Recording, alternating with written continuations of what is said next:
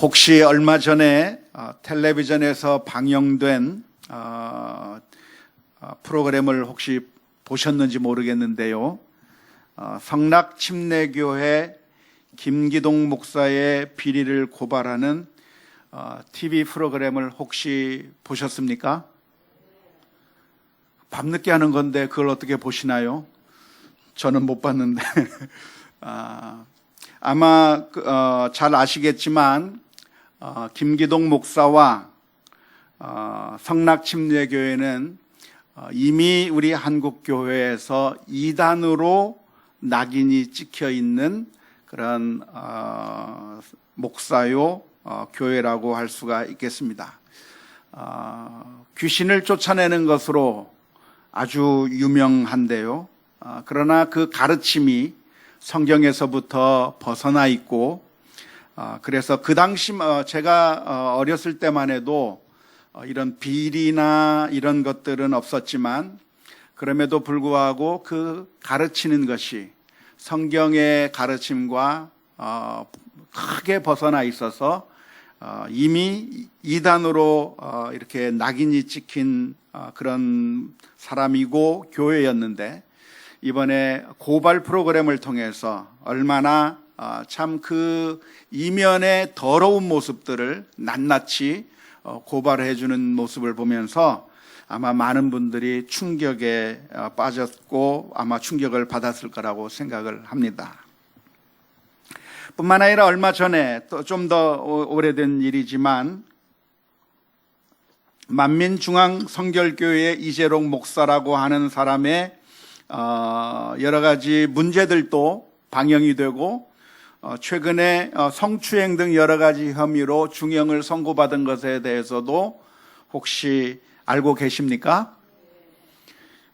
다 알고 계시네요. 역시 만민중앙교회 이재롱 목사도 일찍이 한국교회에서 이단의 판명을 받은 사람입니다. 무한단물이라고 해서 이재롱 목사가 태어난 그 곳의 샘물을 마치 기적의 생수처럼 팔아먹고 여러 가지 기괴한 일들을 많이 해서 이미 한국교회에서는 이단으로 낙인이 찍혔지만 이런 목사들이 그리고 교회가 잘못된 모습을 보여주는 이 일 때문에 사실은 우리 수많은 사람들이 교회에 대한 부정적인 인식을 갖게 만드는데 이 사람들이 한몫해주고 있습니다.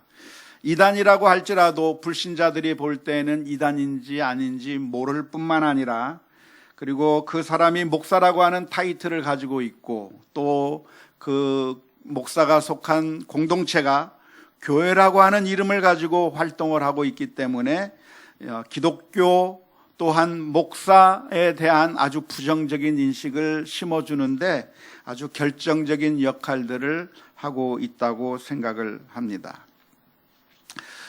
정통 기독교에 속한 성도들로서는 굉장히 억울하죠.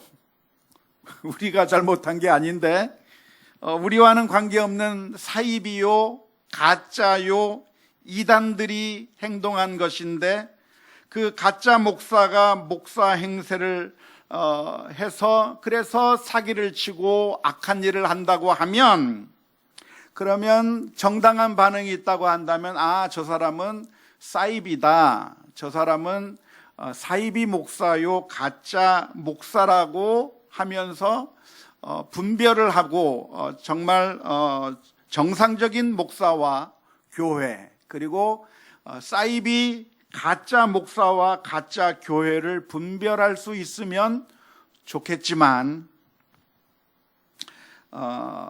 그렇게 되는 것이 아니라 불신자들이 기독교 자체를 아주 싫어하고 아주 부정적인 인상을 갖게 만들어 버린다고 하는데 아주 큰 문제가 있고 그래서 우리 참된 성도들에게는 참 억울하기까지 할 것 같습니다.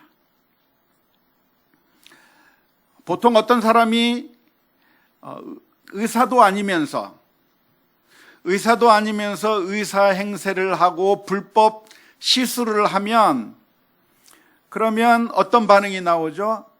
저런 사기꾼 의사가 있는가, 돌팔이 의사다, 저건 가짜 의사다라고 하면서 그렇게 의사가 아닌 사람이 그렇게 사기를 친 것에 대해서 그 사람을 비판하는 것이지, 그 사람의 이야기를 듣고 이제는 병원 못 가겠다, 이제는 치료 안 받아야 되겠다 라고 말하는 사람이 없고,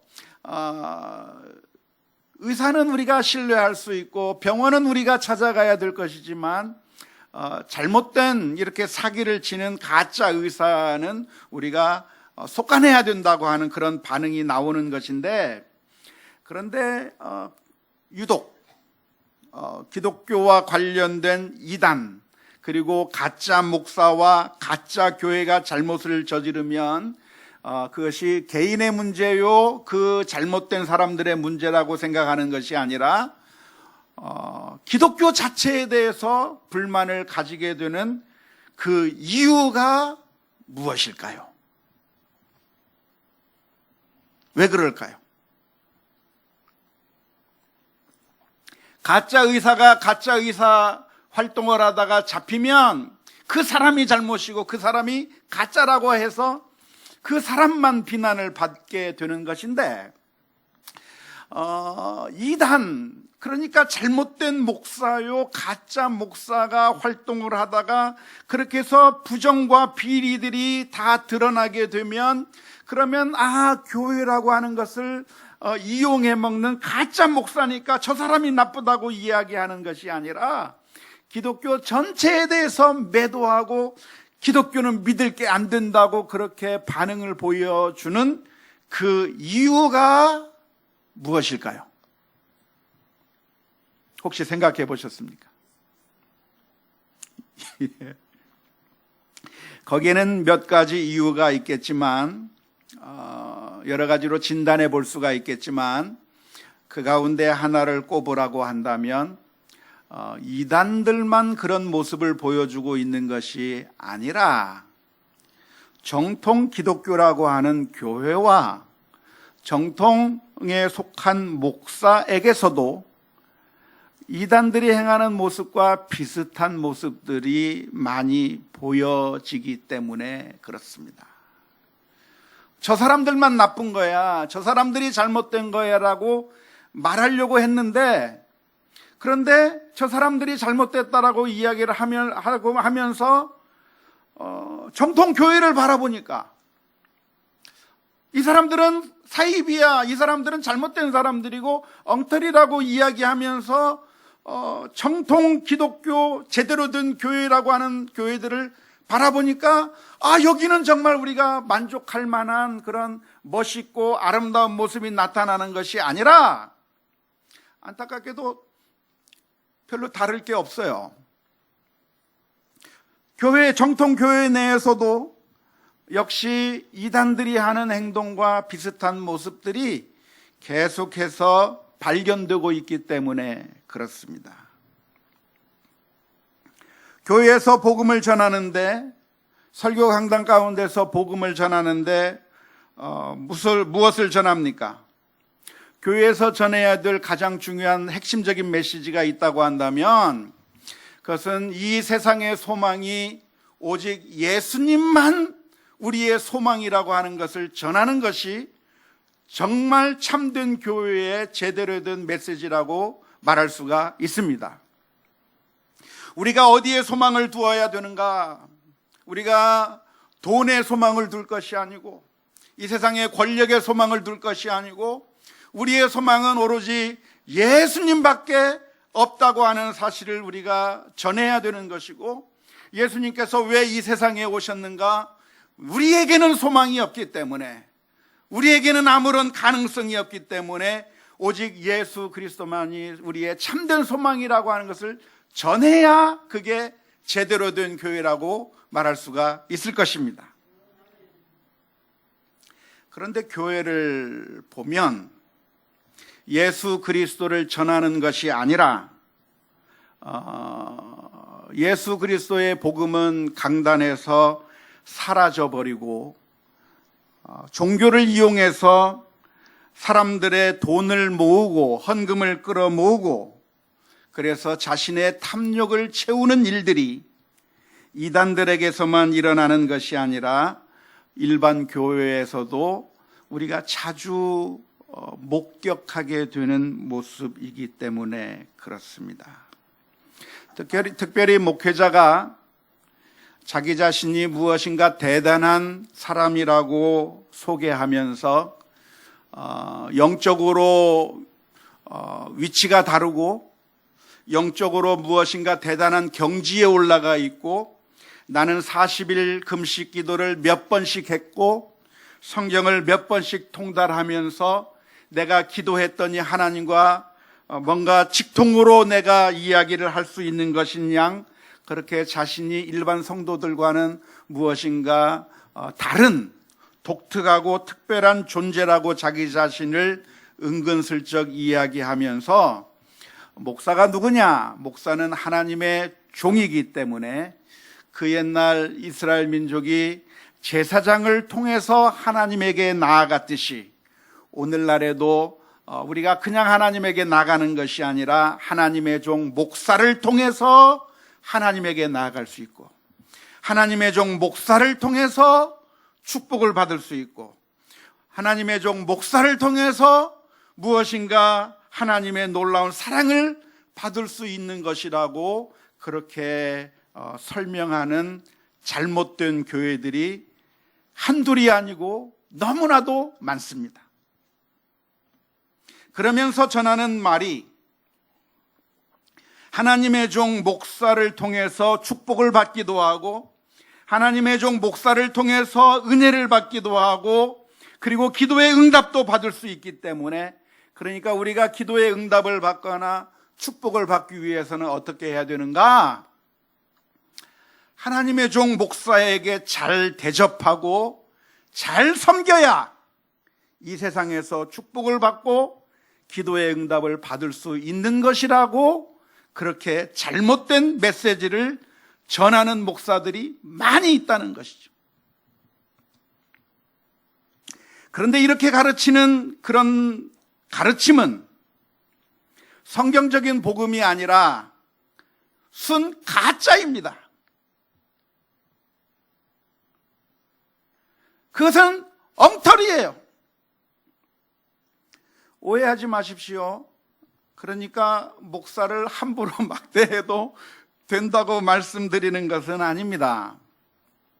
성경에 가르침이 있다고 한다면 무엇일까요? 히브리서 13장 17절의 말씀을 보면 이렇게 기록합니다. 너희를 인도하는 자들에게 순종하고 복종하라.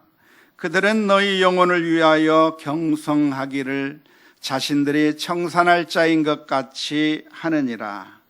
그들로 하여금 즐거움으로 이것을 하게 하고 근심으로 하게 하지 말라. 그렇지 않으면 너희에게 유익이 없느니라고 가르쳐주고 있습니다.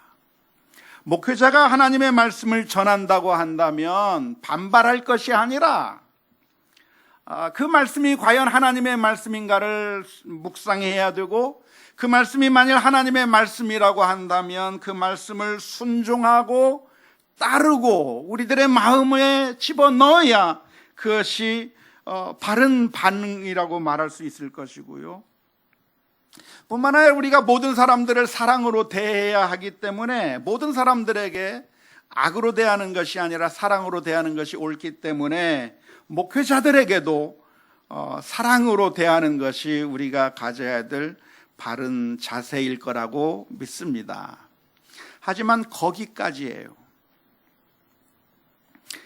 사랑으로 대하고 또 하나님의 말씀을 전한다고 한다면 제대로 들어야 하는 것까지가 맞습니다.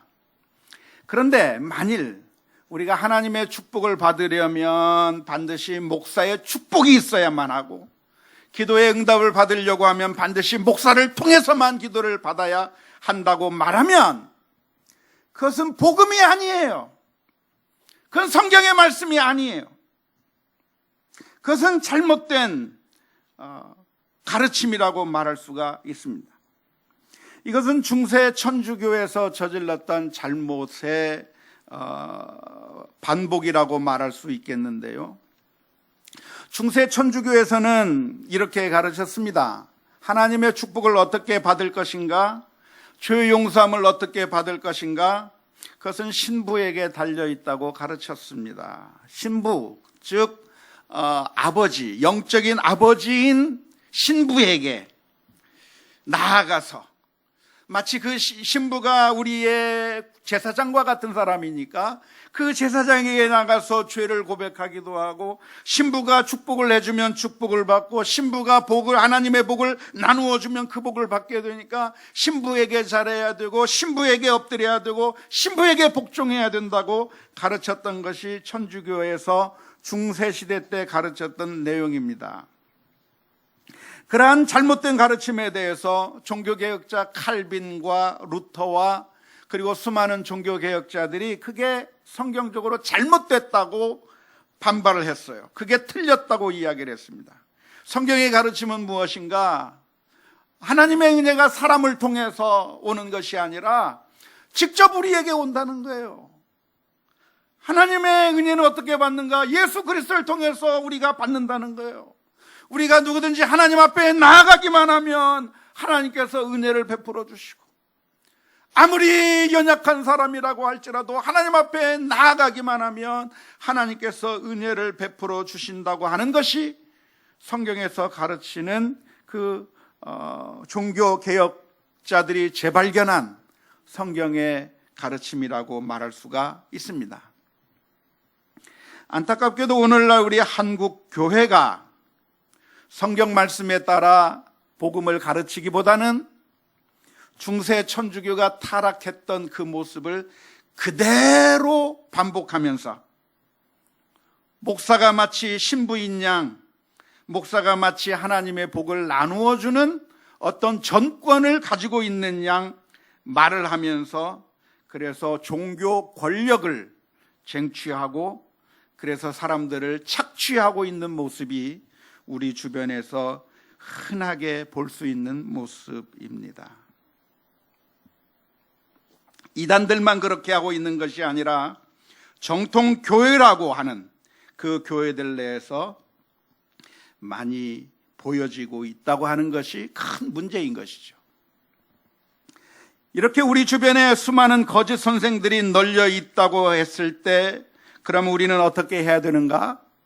그것은 그럴듯한 목사라고 하는 타이틀을 가지고 있고 정통 교단에 속한 교회이고 아주 멋있고 번듯한 교회 건물을 가지고 있으면 그냥 무조건 따라가고 믿고 신앙생활 할 것이 아니라, 과연 제대로 된 교회인지 제대로 된 목사인지 분별할 필요가 있습니다. 예수님께서 뭐라고 말씀해 주셨습니까? 마태복음 7장 15절의 말씀에 거짓 선지자들을 삼가라. 양의 옷을 입고 너희에게 나아오나 속에는 노략질하는 일이라. 잘못된 복음을 전하게 된다고 하면 그것은 목사처럼 보이고 교회처럼 보인다고 할지라도 결국 우리를 착취하고 우리의 모든 것들을 다 빼앗아가 버리는 노략질하는 일이와 같다고 하는 사실을 기억하고, 우리가 잘못된 인도자를 따라가지 않는 것이 아주 중요할 것입니다. 잘못된 인도자를 따라가게 되면 맹인이 맹인을 인도하면 둘 다 구덩이에 빠질 것이라고 하는 예수님의 말씀처럼 우리는 아주 어려운 그런 곤란한 곳에 다다르게 될 것이고 영적인 착취를 당하게 될 것이기 때문에 우리가 정말 제대로 된 목사인지 제대로 된 교회인지 분별하면서 신앙생활을 해야 하는 것이죠. 특별히 우리가 조심해야 될 사람이 누구입니까? 잘못된 자는 어떻게 알 수 있습니까? 그것은 과연 그 메시지가 무엇인가를 우리가 분별해 보아야 하는데요. 그 메시지에 예수 그리스도를 전하지 않고 엉뚱한 것을 전하는 자가 잘못된 목사라고 하는 사실을 우리가 기억해야 합니다. 특별히 자기 자신이 무엇인가 대단한 사람인 양, 일반 성도들과는 달리 나는 하나님과 직통으로 계시를 주고받는다고 이야기하거나 내가 기도하면 다른 사람이 기도한 것보다는 훨씬 더 잘 응답이 되는 것이라고 자신이 기도의 응답을 많이 받은 사람이라고 떠벌리거나 하나님은 특별히 나를 통해서 무엇인가 대단한 일을 할 수 있는 것이라고 자기 자신을 포장해서 자기 자신을 드러내는 사람이 있다고 한다면 100% 위험한 목사라고 하는 사실을 우리가 잘 알아야 합니다. 예를 들어서 내가 기도를 했더니 하나님께서 응답해 주셨다고 하는 것을 말하는 것은 그것은 기도를 강조하기 위한 목적으로 그렇게 이야기할 수는 있겠으나 그러나 종종 그러한 의도를 넘어서서 나는 여러분들과는 다른 사람이요, 나는 그래도 하나님께서 내 기도는 더 잘 들어주시기 때문에 여러분들이 기도해서는 아무 소용이 없고 내가 기도하면 병도 낫을 수 있고 내가 기도하면 복도 받을 수 있고 내가 기도하면 문제를 해결할 수 있는 것인 양 그렇게 착각하게 만들어서 내게 와서 기도를 받도록, 그래서 그 사람을 통해서 하나님의 축복이 분여되는 양, 그 어떠한 특정한 사람을 통해서 하나님께서 역사해 주는 것인 양 은근슬쩍 속이는 방식으로 설교를 한다고 하면 그 사람은 굉장히 위험한 사람이라고 하는 사실을 알아야만 할 것입니다. 어떤 사람은 기도에 대한 책을 썼어요.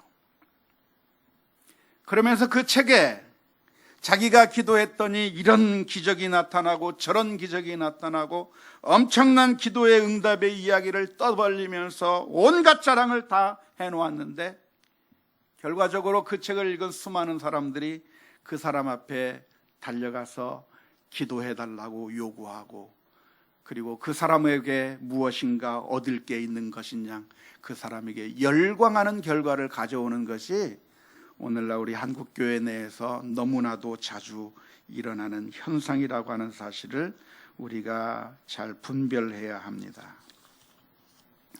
성경적인 가르침은 무엇입니까? 성경적인 가르침은 목회자가 어떤 뛰어난 사람이라고 하는 것을 떠벌리는 것이 성경적인 가르침이 아니라 무엇을 말해야 되는가? 약함을 이야기해야 돼요. 약함. 내가 기도했더니 당신들이 기도한 것과는 달리 이런 어마어마한 일들이 일어났다라고 떠벌리는 것이 옳지 않고 약함을 자랑해야 되는 거예요. 약함을 이야기해야 되는 거예요. 바울 사도처럼 고린도후서 11장 30절 말씀에 보면 바울 사도가 말합니다. 내가 부득불 자랑할진대 내가 약한 것을 자랑하리라. 바울 사도가 자랑할 일을 찾는다고 하면 자랑할 게 얼마나 많았어요. 바울 사도는 자랑할 게 정말 많았습니다. 복음을 전하러 가는 가운데 기적이 일어났어요. 기도하는 가운데 하나님의 놀라운 역사가 나타났어요. 그래서 이 바울 사도가 다니는 곳곳마다 내가 기도했더니 병이 났다고 이야기하고 내가 기도했더니 죽은 사람이 살아났다고 이야기하고 그런 기도의 응답들을 떠벌리게 된다면 수많은 사람들이 열광하고 바울 사도에게 몰려들 수가 있었을 거예요. 근데 바울 사도는 서신서에서 무엇을 쓰냐면 내가 누구를 고쳤다, 이런 어마어마한 기적이 나타났다, 이런 엄청난 일들이 일어났다라는 것을 이야기하는 것이 아니라 바울 사도는 기도와 관련해서 딱 하나 적어요. 내 육체의 가시를 고쳐달라고 하나님 앞에 기도했는데 하나님이 응답해 주시지 않더라. 내가 기도했는데 하나님께서 전혀 응답해 주지 않아서 그래서 내게 이 질병을 가지고 지금도 살아가고 있다. 기도 응답의 실패의 이야기를 바울 사도가 하는 겁니다. 만일 바울 사도가 내가 기도해서 이런 엄청난 일들의 응답을 받았다고 이야기를 하고 다닌다고 한다면 그때부터 사람들의 반응은 열광적이 될 겁니다. 바울 사도에게 모여들어서 기도해달라고 할 것이고 바울 사도에게 무엇인가 얻을 게 있는가 하고 수많은 사람들이 바울 사도에게 몰려들 것입니다. 왜? 바울 사도가 구세주인 양 착각하게 되기 때문에 그렇습니다. 예수님을 바라보는 것이 아니라 바울을 보면서 바울에게 열광하게 되는 결과를 가져오게 되는 것이죠. 그런데 우리가 약한 것을 자랑해야 될 이유가 무엇인가? 내가 약하기 때문에 그래서 예수님이 필요한 거예요. 내가 잘났고 내가 기도해서 모든 것 다 응답받고 내가 무엇이든지 다 해결할 수 있으면 예수님께서 왜 이 땅에 오셔서 우리를 위하여 피를 흘려주실 이유가 어디에 있어요? 기도하면 다 끝나는데 예수님이 이 세상에 오셔야 될 이유가 그 어디에 있어요? 우리가 약한 것을 자랑해야 되는 이유는 우리가 실수하고 넘어진 것을 자랑해야 되는 이유가 무엇이냐면 우리가 그렇게 너무나도 부족한 사람이기에 쉽게 분노하고 쉽게 좌절하고 그리고 아무것도 이룰 수 없는 너무나도 연약한 사람들이기 때문에 그래서 예수님께서 우리를 구원하시기 위해서 이 세상에 오셨다고 하는 복음의 진리를 이야기할 수 있기 때문에 그렇습니다. 아, 정말 예수님이 필요하구나. 예수님이 오셔야만 했구나 라고 하는 그 메시지를 전하려고 한다면 자신의 연약함을 고백하지 않으면 전할 수가 없는 것이죠. 설교를 듣게 된다고 한다면 기독교 방송이든지 그 무슨 방송이든지 우리가 설교를 듣게 될 때가 많은데요. 설교 방송은 다 100% 돈 주고 내는 방송입니다. 기독교 방송이 이 목사님은 정말 훌륭하기 때문에 이 목사님의 설교를 우리가 꼭 들었으면 좋겠다 해가지고 간청간청 해가지고 돈 주고 방송하는 것이 아니라 우리 설교를 내달라고 하면 그 돈 받고 내주는 게 모든 기독교 방송의 설교 방송이에요. 그런데 만일 그 설교 방송을 듣게 된다고 한다면 그러면 과연 그 설교 속에 무엇을 전하고 있는가를 분별해야 합니다. 예수님께서 이 세상에 오셔야만 했던 그 이유를 복음을 전하고 있는지 아니면 자기 자랑을 늘어놓고 자기를 높이면서 내가 기도하면 응답받고 문제가 해결되고 한다고 하는 사실을 강조하고 있는 것인지 분별해야 합니다. 한국교회 강단에서 예수님이 사라져버렸어요. 잘 들어보세요. 저는 얼마 전에 광복절날 어떤 유명한 목사님이 설교하는 설교를 들었는데 한 4, 50분 설교를 했나요? 설교 시작부터 끝날 때까지 예수님이라고 하는 단어가 한 단어도 한 번도 안 나와요. 한 번도.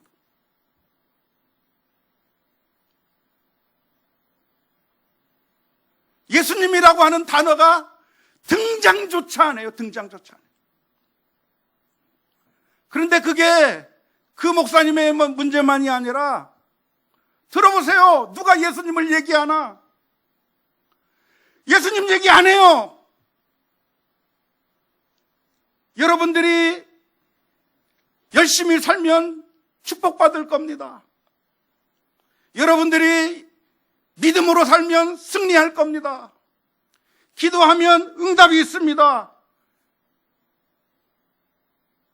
그러면 예수님이 오실 필요가 없어요. 내가 열심히 잘 살면 축복받는데 왜 예수님이 오셔야 돼요?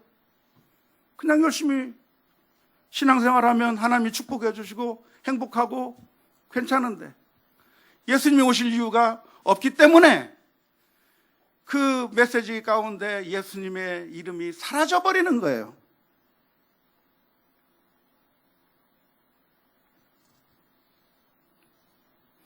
근데 우리가 잘 아는 것은 우리가 그렇게 못 살기 때문에, 우리가 완벽한 사람이 될 수 없기 때문에 예수님께서 이 세상에 오셨어요. 우리가 좋은 부모가 되고 싶은데 좋은 부모가 아니라 엉터리 부모가 되었기 때문에 주님께서 우리를 구원해 주시기 위해 오신 거예요. 나는 사랑하고 싶으나 사랑하기보다는 오히려 못난 행동이 더 많이 나오기 때문에 나와 같은 연약한 자를 구원하시기 위해서 예수님께서 이 세상에 오신 거예요. 예수님께서 이 어둠의 세상 가운데 빛으로 오신 이유는 우리의 힘과 능력으로 아무것도 할 수 없기 때문에 예수님께서 이 세상에 오신 것입니다. 오늘 본문에 보면 세례 요한에 대해서 설명하면서 이렇게 설명합니다.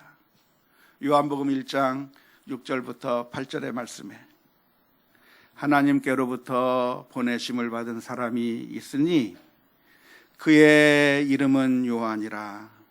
그가 증언하러 왔으니 곧 빛에 대하여 증언하고 모든 사람이 자기로 말미암아 믿게 하려 함이라.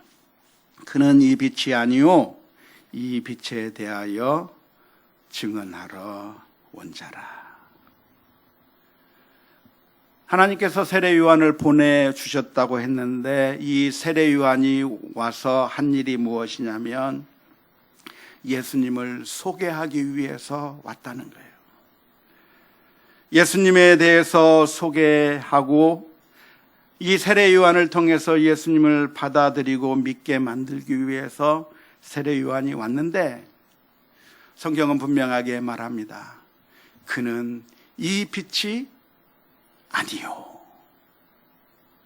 우리를 살릴 수 있는 생명이 세례 요한이 아니요.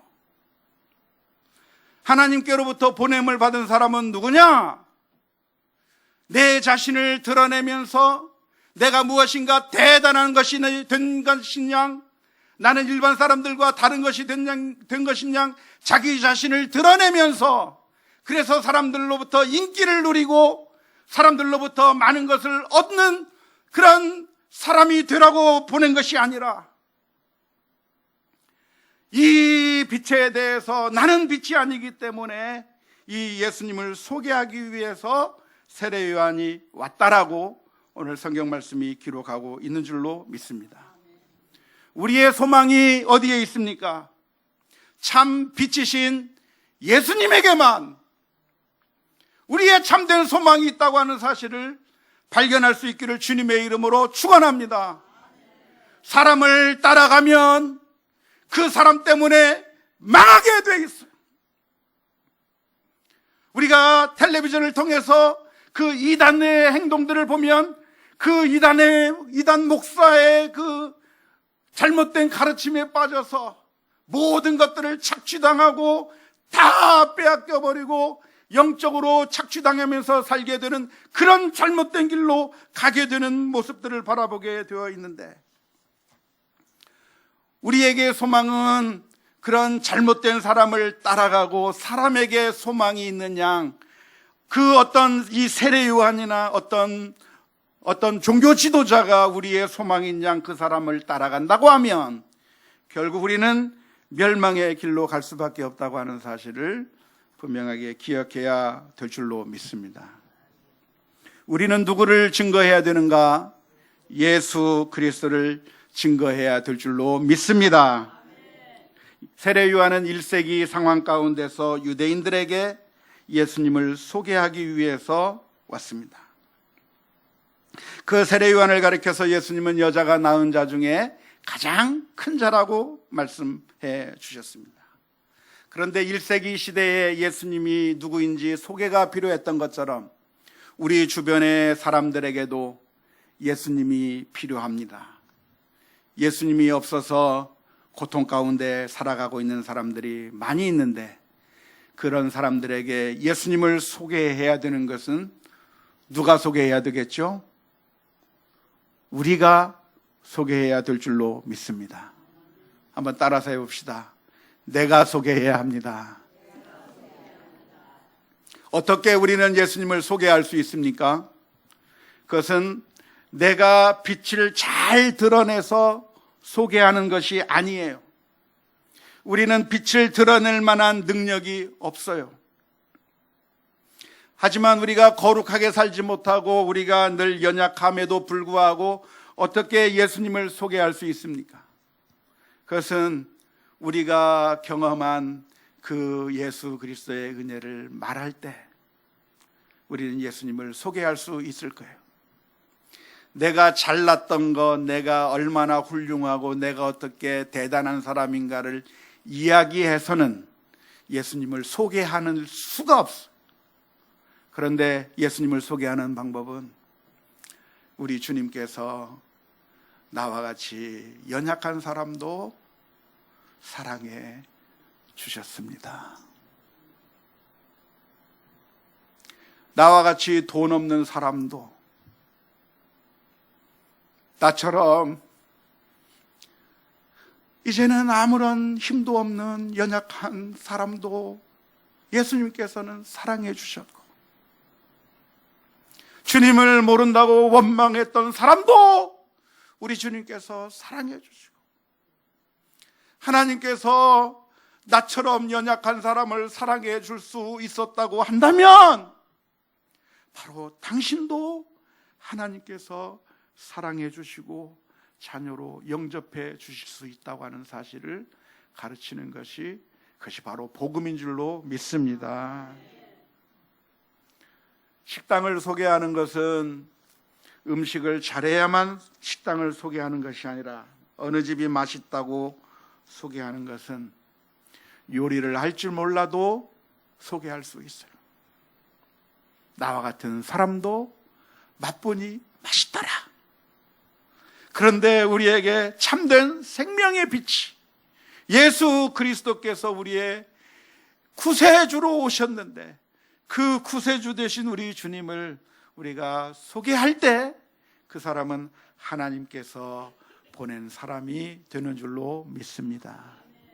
예수님을 소개하지 아니하고 나 자신을 증거하고 내가 무엇인가 대단한 사람인 양 자기 자신을 드높인다고 한다면 그 사람은 하나님이 보내신 사람이 아니라 사탄의 앞잡이일 수밖에 없다고 하는 사실을 기억하면서 우리들의 삶 가운데서 참 빛이시고 생명이신 예수 그리스도를 증거하는 일에 우리 모두가 함께 참여하는 귀하고 복된 하나님의 백성들이 다 될 수 있기를 주님의 이름으로 축원합니다.